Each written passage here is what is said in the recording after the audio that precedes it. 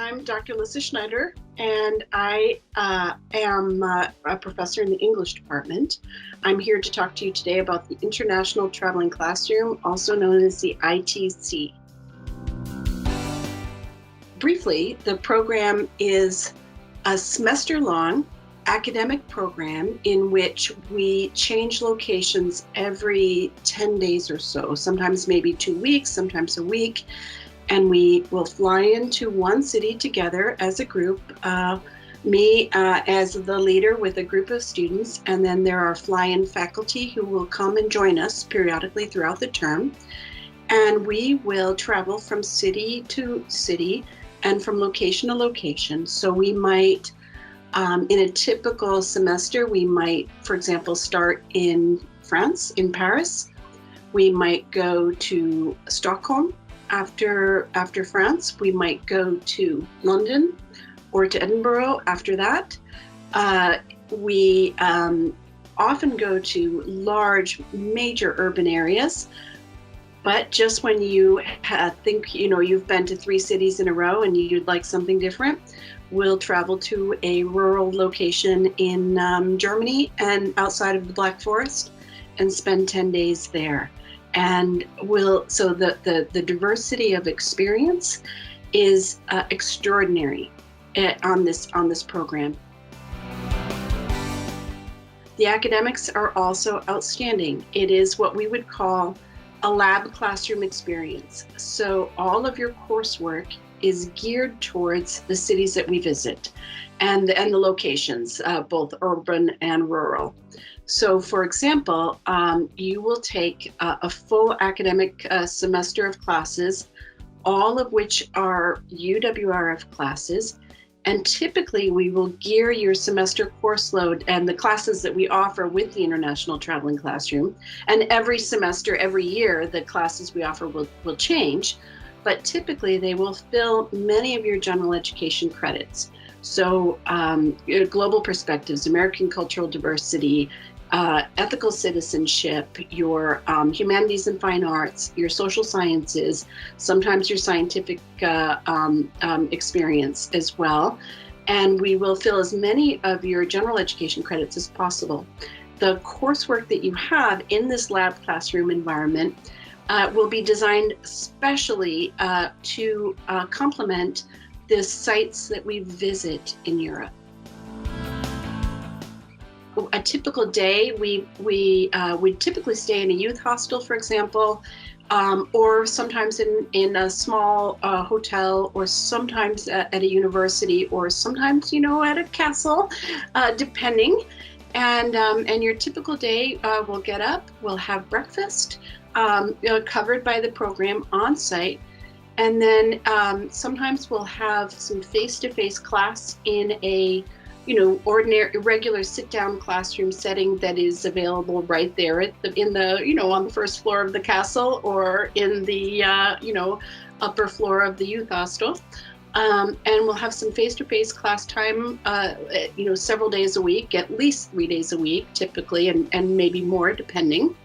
And then in the afternoon, and then we'll have often a free or open lunch where you can go and grab a sandwich anywhere you want. And then we will come back together after lunch to visit cultural and historical sites that are geared towards your coursework. So, for example, we might go to a botanical garden in London, or we might go to visit a historically significant cathedral that might be dating back to the Middle Ages even. We will do botanical gardens. We will go to cathedrals that are of, architectural and historical significance. We will go to art museums, to museums of science, to sites of natural wonder, significant bridges and rivers and forests. All of the things that we do will be key to, again, material that will be of deep significance to the coursework that we'll be covering. And so everything will be experiential learning. it's a program that I couldn't be more excited about. I promise you that you will have a transformative experience, even if you've been to Europe in the past with your family, or even in another school situation. That this experience, traveling again from location to location over the course of an entire semester, will give you a level of confidence in your travel abilities and in your personal ability to just manage in strange locations that will carry with you for the rest of your life. I also wanted to tell you a little bit about the people you'll be meeting. So, for example, students are often really surprised at how friendly people are in Europe. And we'll teach you in the semester before we travel a lot about public transportation in all of the locations we'll be visiting and how to manage it. And by the way, you will be using buses and subways and metros, and you'll be walking, of course, lots of places, and everyone will be issued a Eurail pass, and you'll use principally trains going from country to country in your major transitions. But you'll develop a level of familiarity with all forms of transportation that will be available to us. Typically, with your travel, you'll be meeting people everywhere you go. And likewise, in the semester ahead, we'll talk about how to be safe in the various locations. So each country that we visit has sort of different social codes and different cues as to what is safe and comfortable and what is probably not a good idea.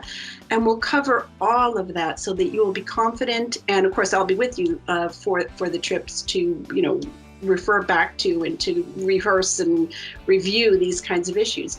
But generally speaking, when you're traveling, you will be meeting people everywhere, and in a way that is comfortable and safe and surprising. You'll be having new experiences with food. So, for example, I spent my high school years in France, and I love pommes frites, French fries. And I also love another sort of French delicacy, snails. I promise you that no one will ever have to eat a snail if they don't want to. But I also promise you that if we're in France and you want to try snails, I will be there to show you where to get them and how to order them, and you can try them if you want to. You'll have all different kinds of opportunities to be eating the food specialties of various countries. So, yes, fish and chips really are really good in the United Kingdom. Indian food is also usually exceptionally good in the United Kingdom for reasons that we'll talk about. Why is it so common to find Indian food there? We'll talk about it when we're there. I've been asked to tell you why you should consider studying abroad. And international education is near and dear to my heart. I absolutely know its value.